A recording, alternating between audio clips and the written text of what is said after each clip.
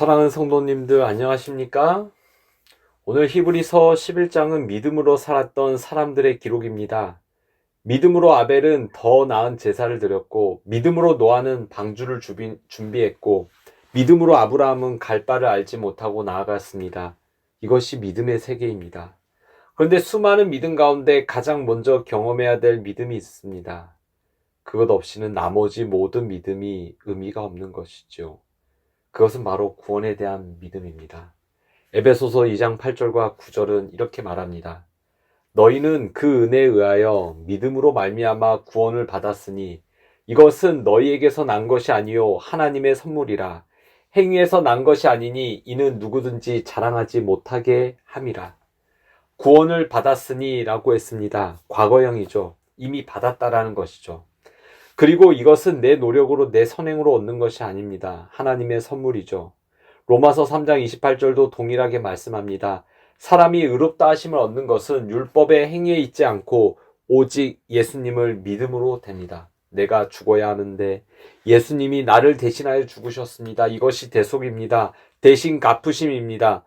성도님들, 이 진리가 머리의 지식으로 아는 것이 아니라 성령의 조명을 받아 내 마음에 딱 와닿는 순간, 그때 우리의 마음에는 구원의 확신이 생기는 것이죠.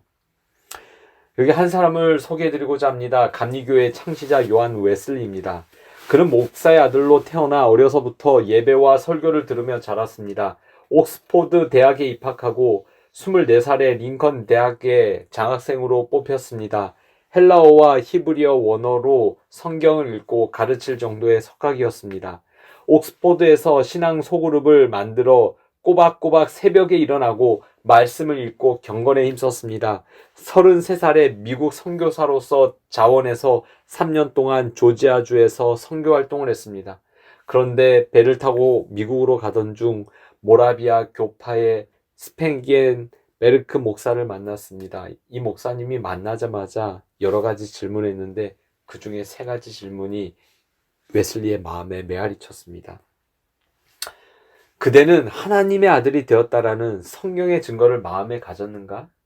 하나님의 성령이 그대의 영에게 그대가 하나님의 아들이 되었다고 증거하고 있는가?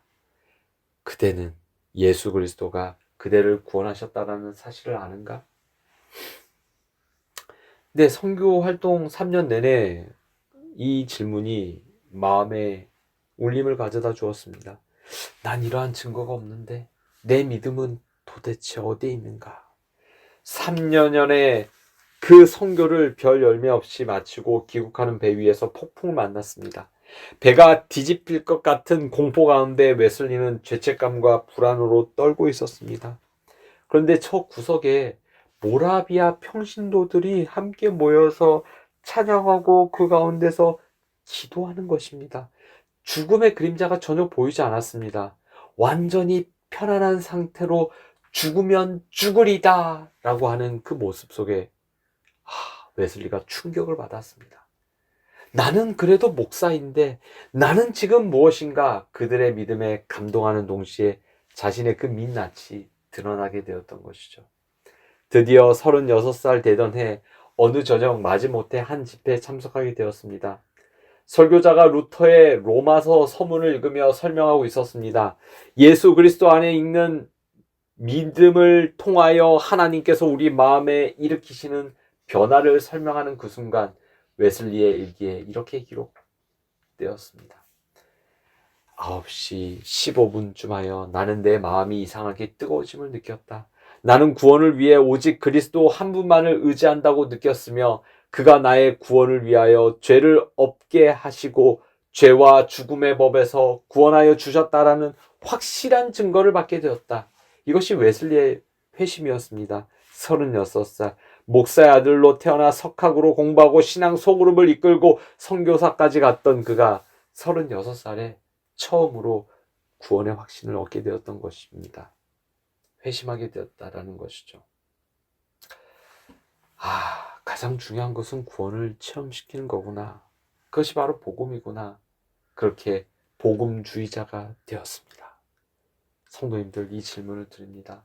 신앙의 연륜과 상관없이, 직분과 상관없이 하나님의 성령이 우리 성도님들의 그 마음 가운데 나는 정말 구원받았다라고 증거하고 있습니까?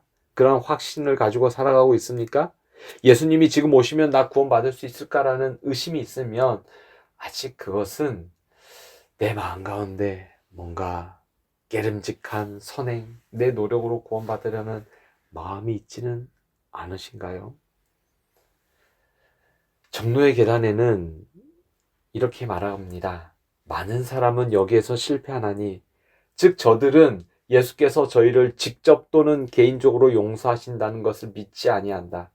그리고 저들은 하나님이 말씀하시는 것을 믿지 않는다. 조건대로 응하는 모든 자들이 저희 모든 죄가 관대히 용서함을 받았다라는 것을 아는 것은 저희의 특권이다. 하나님의 허락은 그대들을 위한 것이 아니라는 의심을 버려라. 아무리 죄가 많은 자라도 저희를 위하여 죽으신 예수님 안에서 힘과 순결과 의를 얻을 수 없는 것은 아니다. 그는 저들에게서 죄로 더러워진 옷을 벗기고 의의 흰 두루마리를 입혀주시려고 기다리신다. 그런데 조건이 있습니다. 뭘까요? 종로의 계단에 6장까지의 내용들을 살펴보면 그 6장의 제목이 믿음과 받으심입니다. 종로의 계단 1장부터 5장은 그 조건이 나타나 있습니다. 그 조건의 핵심을 정리하면 1장은 하나님의 사랑, 하나님의 사랑이 우리를 이끈다라는 것입니다. 어디로요? 구원으로요. 구원받아야 되잖아요. 그런데 2장은 죄인에게 필요한 그리스도예요. 구원의 확신이 내게 있지 아니하고 예수 그리스도를 바라봄으로 예수 그리스도의 십자가를 통하여 그리스도 안에 있다라는 것입니다. 2장은 뭘 깨닫게 되는 것일까요? 내가 죄인 되음을 깨닫게 되는 것이죠. 범죄자는 누가 필요할까요? 내게는 예수 그리스도가 필요합니다. 정말 필요해요. 이것이 깨닫게 되는 것입니다. 말로만 듣는 것이 아니라 느껴지는 것뿐만 아니라 사실로 받아들여지는 것입니다. 정말 그렇구나. 나는 정말 죄인 중에 괴수구나. 죄인이구나를 체감하는 것이죠. 이건 이론이 아니에요. 그냥 나는 죄인이야 라고 떠드는 이론이 아니라 그 다음 세 번째, 네 번째 장을 보면 3장이 회개이고 4장이 자백입니다. 그러니까 이 죄를 자백하고 고백하는 것입니다. 하나님, 저는 죄인입니다. 저를 용서해 주옵소서. 죄를 미워하는 마음을 가지고 하나님께 나아가 고백하는 것이죠. 그 다음에 헌신입니다. 하나님, 이제 저는 죄 가운데 살기 싫습니다. 이제는 예수님의 뜻대로 하나님의 원하신 대로 살고 싶습니다. 헌신하는 것이죠. 내 자신을 드리는 것입니다. 주님 뜻대로 살고 싶다라는 마음을 드리는 것이죠.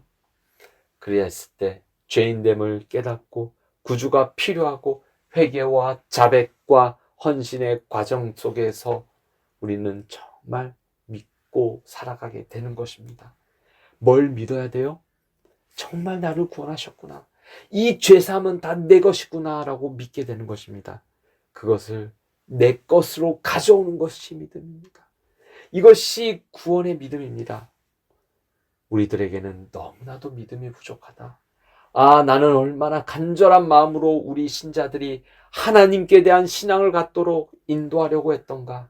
그대들의 하늘 아버지께서 미쁘신 분인 것처럼 믿음직스럽게 행동하라. 우리 모든 성도님들, 이 믿음에서 우리 모두가 실패하지 않게 되기를 간절히 바랍니다. 오늘 이 시간 요셉 기도회를 통하여 주님께 간절한 마음으로 나아가는 이 기도의 시간이 되시기를 바라면서 말씀을 마치겠습니다.